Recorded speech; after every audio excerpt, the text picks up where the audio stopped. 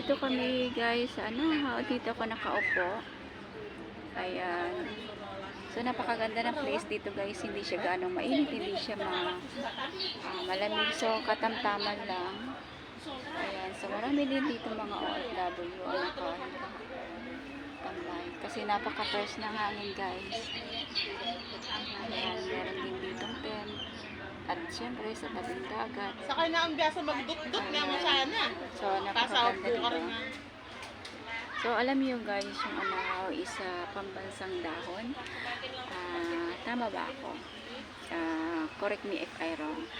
Tapos ito guys, yung dahon ng ito ng anahaw is ginagawa itong pawid. So, napakaganda nitong pawid guys.